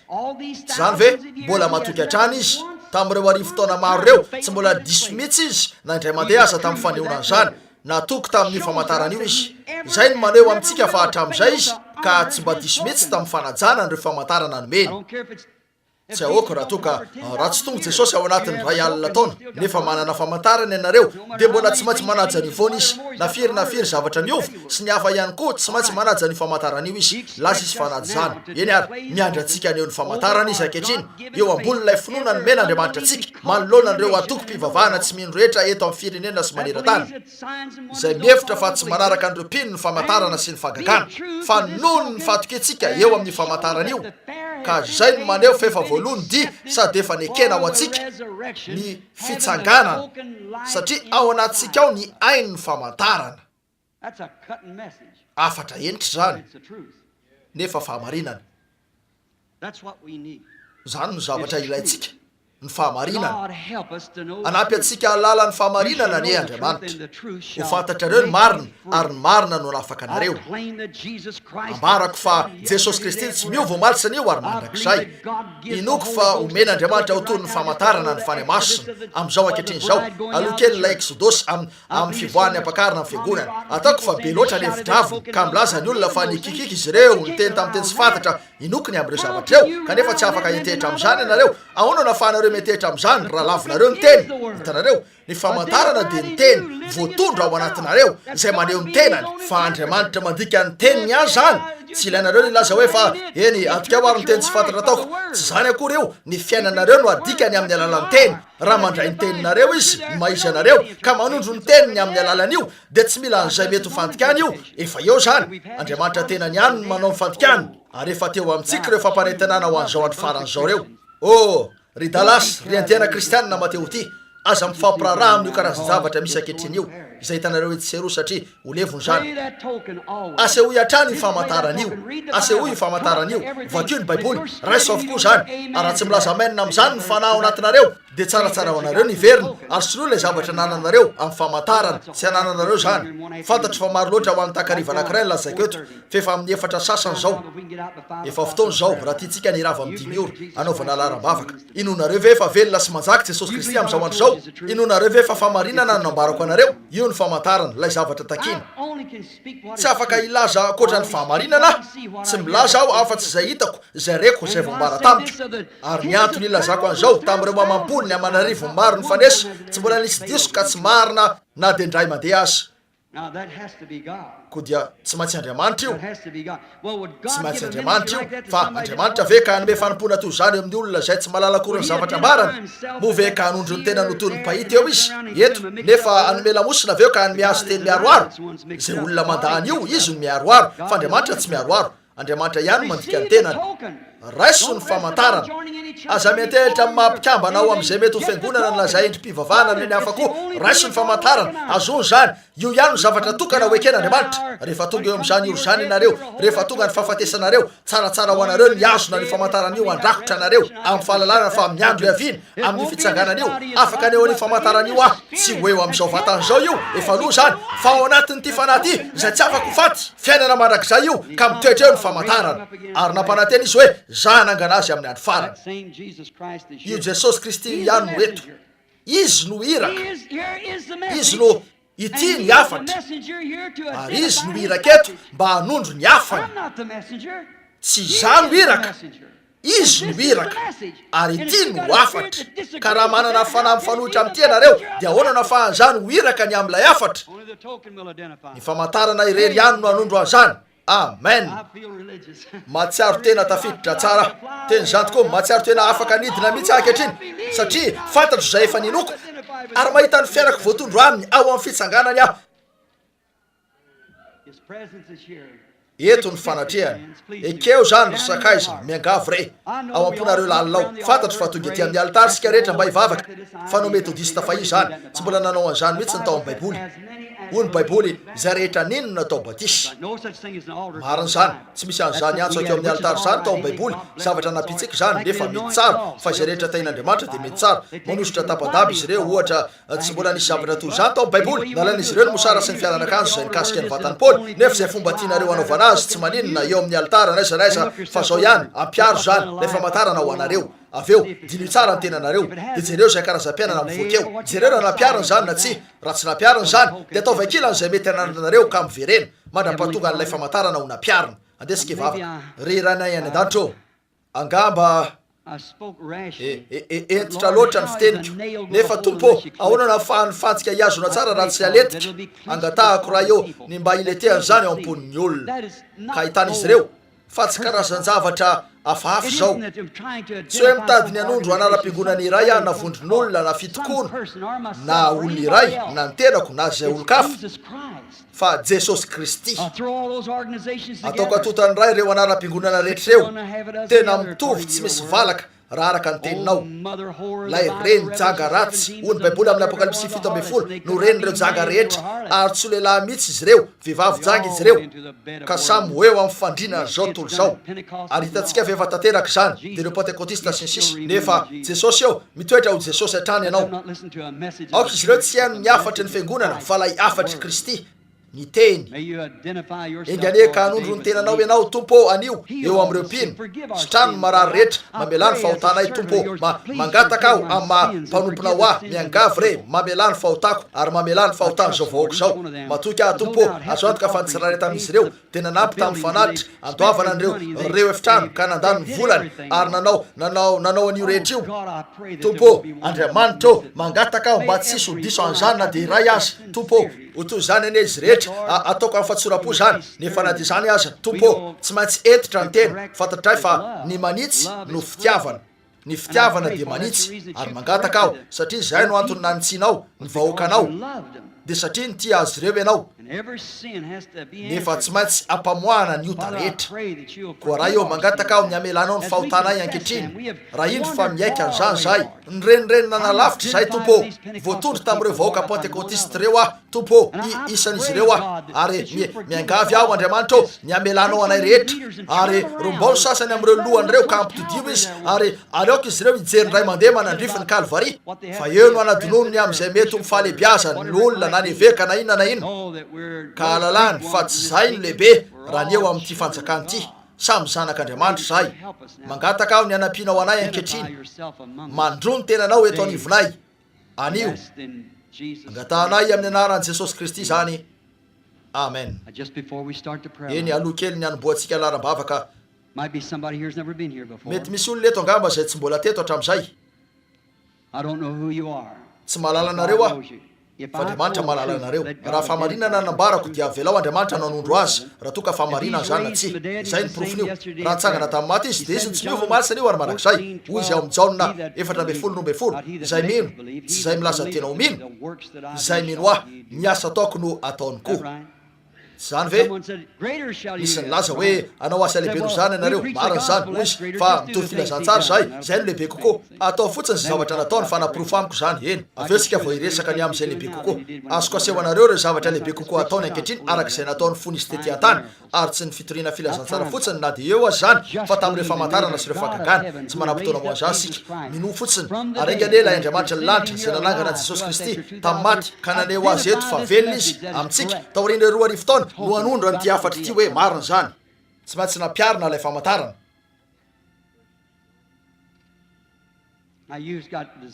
Eny ianareo marary sy mananolana vava lazao amin'ny fatsorako fotsiny hoe tompo mino aho fa ianao ny mpisorona be izay mahay miara-mitondra ny fahalemenay nefa nilaza taminay ty mpitory-teny eto ity fa miaraka aminay eto ianao amin'izao fotoana izao koa dia tiako ianao raha hiaraka aminay ka hanondro ny tenanao.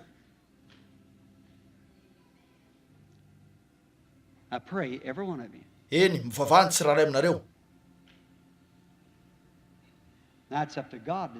ankehitriny miankina amin'Andriamanitra ny ilaza zavatra. Fotoana re zao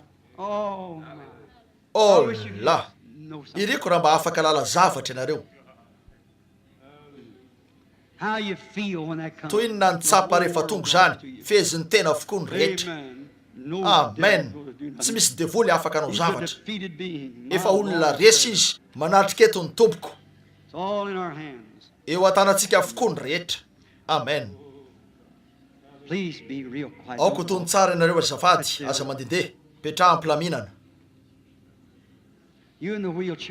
ianareo zay eo amin'ny seza misy kodia sy ny sisa aza verina hoe tsy misy vaholana ho anareo mino ianareo efa teo amin'ny laram-bavaka nefa tsy naomby zany ary tsy naomby tsy lay mpitory-teny vavaka ho anareo tsy naomby fa ny finoanareo io nefa nanomboka nieritreritra ianareo fa tsy misy zavatra ataonareo eo aoka indro fa etsy ilay azavana eo ambony re vehivavy mainty hoditra mipetraka etsy mijoro manangatana ny toy zao izy nivavaka ianao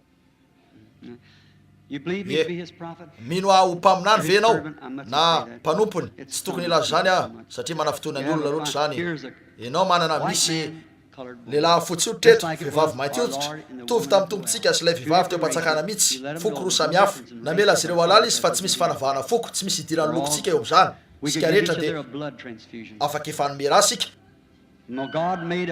fa tamin'ny raha ray ihany nanaovan'Andriamanitra ny firenena rehetra.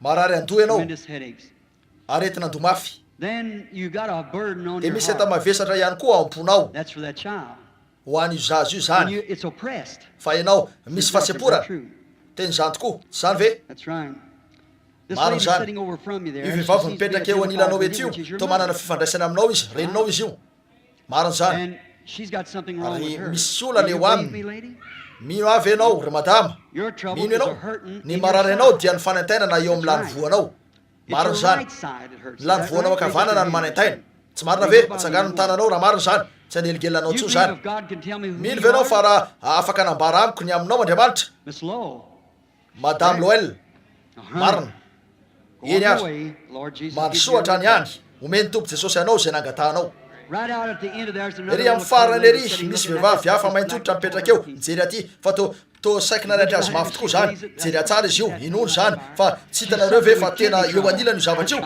aretinao mivony mampahory azy marina zany vitany amin'io rehetra io ankehitriny efa nanasitrana anao izy. Amen.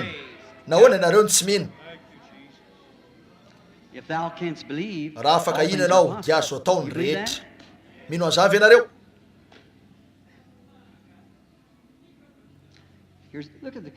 Indro fa jereo reto olona mainty hoditra reto aiza ny finoanareo ry fotsy hoditra indro misy vavy mainty hoditra ry mipetraka etsy re jery atsara izy to vehivavy nyvosana izy io misy marary ny lohaliny misy zavatra hafa marary ihany koa misy areti-po mahazo azy ka misy fahosana mahazo azy sy tosodra ambony sy ny sisa toy zany indrindra fa rehefa miezaka nitsotra ianao sempotra hitanao nisy zany ho maly arivo tsaro fa tsy mamaky ny eritreritrao aho nefa fantatro ny antony vavanao tianao voatonona ny amin'io androany ary namaly anao izy eny sahiranao koa ianao rehefa mitsangana satria mivonto ny loalikao mariny zany ary keo misy zavatra hafa marary vavony ianao misy fivotosana ao amin'ny vavony mariny zany ankehitriny mino ampaminany ve ianao ho lazaiko azy zany mino dia ho sitrany ianao ahoana ny amin'io areti-bavoninao io mino ve ianao fa nasitrana ny areti-bavoninao Andriamanitra ianao mipetraka ry ihany koa inonao ve zany tsara zany koa afaka ho azonao ny fanasitranana ny vavoninao amen te tsahatra amin'ny fifohana ianao ry madama inonao ve fa ampitsahatra anao amin'ny fifohana Andriamanitra efa elany ezahanao marary vavony ihany koa ianao fa miezaka ianao niala amin'ny sigara izay ny namparary vavony ianao sitraka ao ve ny afoliany zany esoroko hiala aminao zany amin'ny anaran'i Jesosy Kristy noho ny finoanao izay hikasika azy miantitsy anareo aho mba ino an'Andriamanitra indro misy vehivavy kely mipetraka etsy izy ary mivavaka man'ny hoan'ny olona sarobidy aminy any amin'ny hôpitaly izay efa ho faty noho no mamiadana marina dadatoany io marina zany ianao dia na mpitory-teny ny vadinao minoa amin'ny fonao rehetra dia ho sitrany raha lehilahy manao fiaikana aminareo aho mba ino an'Andriamanitra fa ino zany ilay fandronany amin'ny Jesosy Kristy hoy ianareo fa ino ny Kristy teny izy tamin'ny voalohany ny teny dia tao amin'Andriamanitra ary ny teny dia tonga nofo ka nonona tamintsika ny teny dia maranitra noho ny sabatra roa lely mamantatra ny eritreritra sy ny fisainany fo tsy hitanareo hoe fa tonga eto anivontsika amin'izao andro faran'izao ny teny ny fanahy masina maka ny tenin'Andriamanitra ka manondro an'i Jesosy Kristy zany dia ilay famantarana amen mino ve ianareo firy ny manana karatra fangataham-bavaka aoko izay rehetra manana karatra fangataham-bavaka amin'ity lafiny ilanyity hitsangana amin'ny laharany etony hitsangana fotsiny eto amin'ity ilanyity ny rehetra reo amin'ity ilanyity ihany no maketo amin'ny lalatsara tsia ny eo amin'ny lalatsara kavanana ihany ry azafady ny eto ry mpandamitra raha raisona ndraikitra reo rehefa tapitra nandalo izy reto dia aoka hitsangana ny sasany ka aoriany fandalovany avy eo mifamadika indray amin'ny lafinilany ankehitriny aoka nana fanajana ny rehetra ny fanahy masina naka fanapahana ny fivoriana koa dia efa ampy izay voalaza sy tanteraka mba ho pirofo firy ny mino fa eto izy firy ny mino fa izay ny famantarana firy ny mino fa teny zany jereo firy ny malala fa nilaza ny boky ny Hebreo fa ny tenin'Andriamanitra dia mamantatra ny fisainana ao am-po firy malala zany firy ny malala fa zany no antony nahafahan'i Jesosy namantatra an'ireo fisainany folo izy ireo satria teny izy firy ny mino zany firy ny mino fa zay nisy teo amin'ireo mpaminany izy ireo no niaviny ny teny koa raha miveriny eo amintsika ny teny mova tsy hanao zavatra mitovy zany koa ahoana anao fa ny teny izay manondro ny teny ho diso amin'ny teny oh mampalahelo manana fanajana io raha matombo mipetraka etsy io misy zavatra ihany koa ampony todika teo fotsiny ady nahity zany tsy madame Grant fe ianao tsy mbola nalalana io ah nefa madame Grant ianao satria hitako teo amin'izany ianao misy fikisitinana mampahory ianao eo aminao misy zavatra hafa eo amin'ny zanako lahy ny rany tovery raha manao fiaikana aminao ah mba ino zany amen izy ny mpanapaka ny toe-java-misy izy ny mpanapaka ny fahafatesana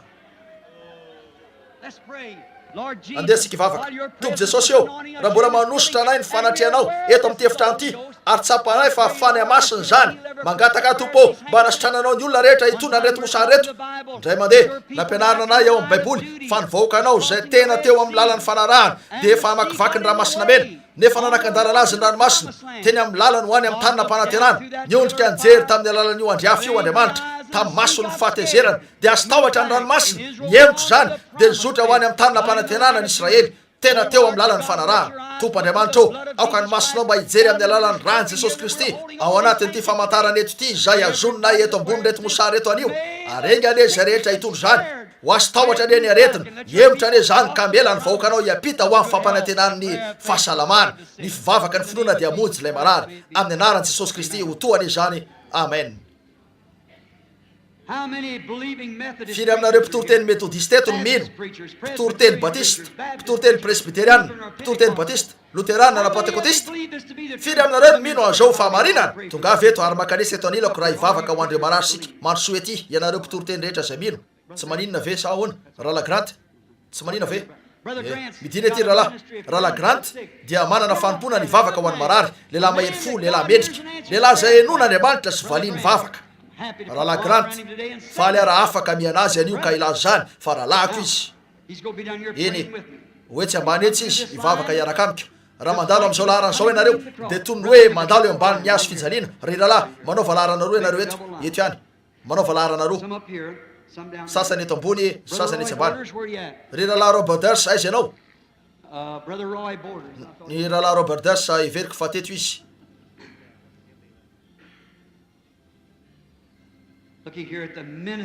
Jereo reto mpanompon'Andriamanitra reto, jereo ny eto. Mahafinaritra azy zao rahalahy, mpitoro teny ny hazo fijaliana. Lehilahy mijoro eto mba hanondro ny tenany amin'ny hafatra. Inona ary no mety hitranga? Eny jereo, azakinina eo amin'ilay mpitoro teny zany zao, tonga izy ireo mba hanondro ny tenany. Rehefa mandalo eto ianareo azony eo anoloanareo ny famantarana. Tombo Jesosy eo, efa nibebako ny fahotako, ovaliny zany nomena ho any batisan'ny fanamasina. Vokatra efa voavidy ny ota, ny aretina, na inona, samy tsy misy afaka hiazona manomboka zao. Miroso mahitsy azony zany. Eo anoloanareo ary mandorovo eto dia nasitrana anareo Andriamanitra ka hialy eto ampifaliana ianareo iravo ary ho sitrana. Inonareo ve zany? Ankehitriny zay olona rehetra eto iondrika sika rahalahy, raha miaraka sika, tsy fantatsika zay zavatra hitranga, tsy fantatsika tsotro zao zany. Tsy misy atony mety halan'ny olona eto amin'ity efitrano ty marary zao arivo zao. Azony ao amponareo io famantarana io, mandalova avy hatrany eo amin'ny laharam-bavaka io. Eo ireo mpitoro teny zay efa nanokana ny fiainana ho an'ny fanompona, ijoro izy ireo ka metra tanana aminareo raha io mpandalovana. Hoy ianareo, nahoana ianao no manao an'izao rahalahy Branham? Tiako ny tsiraray aminareo alala fa izany dia tsy zany mpanasitrana. Reto lehilahy reto dia mananjony vavaka ho an'ny marary toy ny hafa rehetra ihany.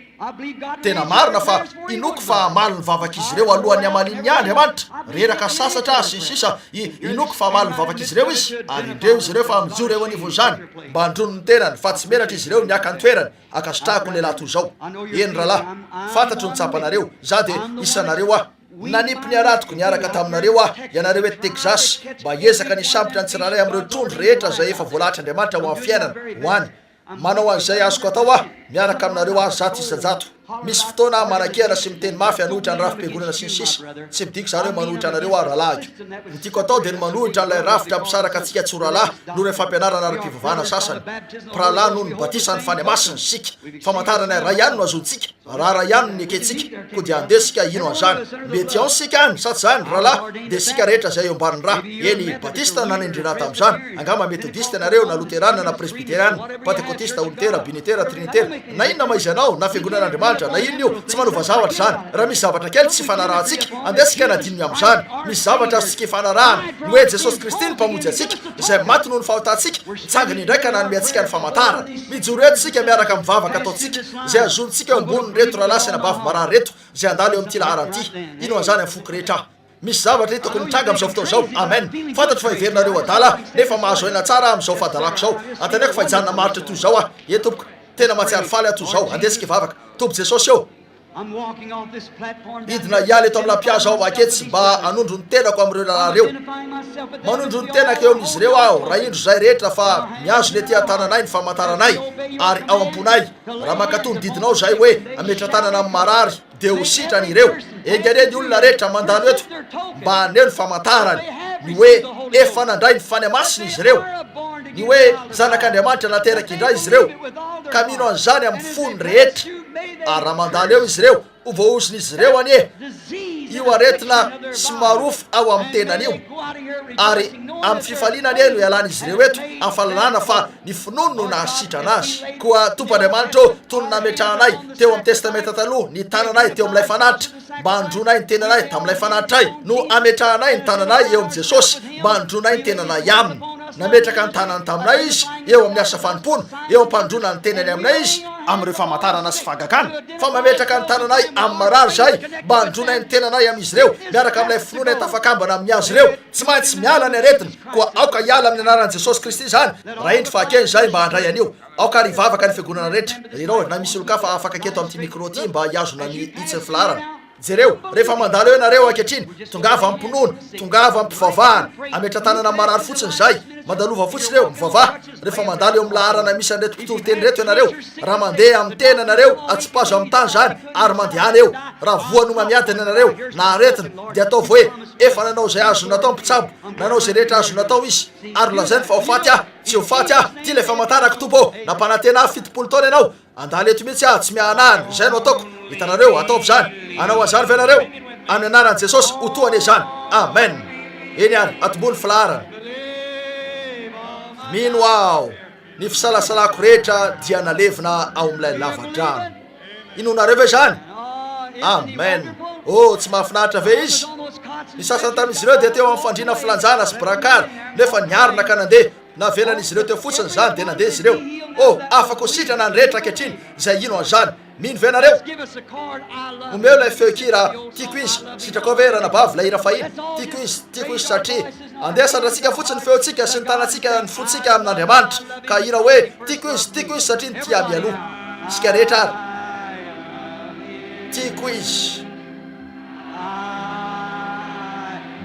tiako izy satria ny tia mialoha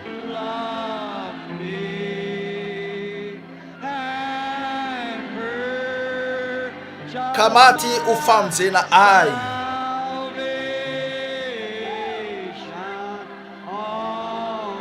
teo amin'ny azo misy raha matoa niala tamin'ny siza misy kody mandehandeha eto izy misy roa lahy mitantana azy ty andesika no fahofatanana amin'Andriamanitra tiako izy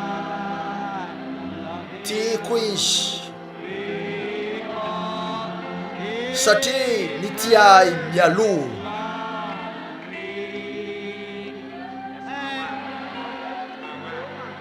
ka maty ho famonjena ay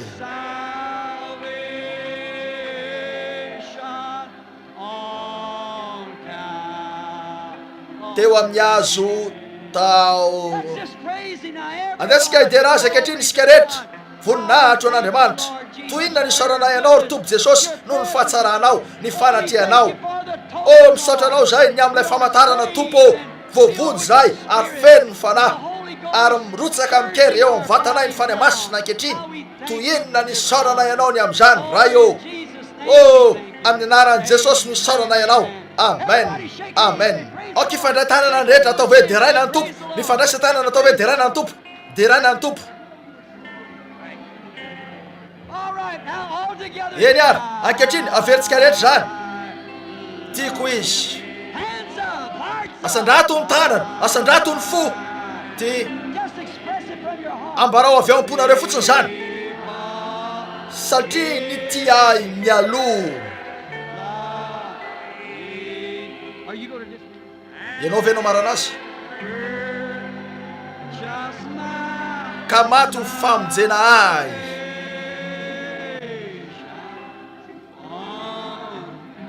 teo amin'ny azo tao Calvary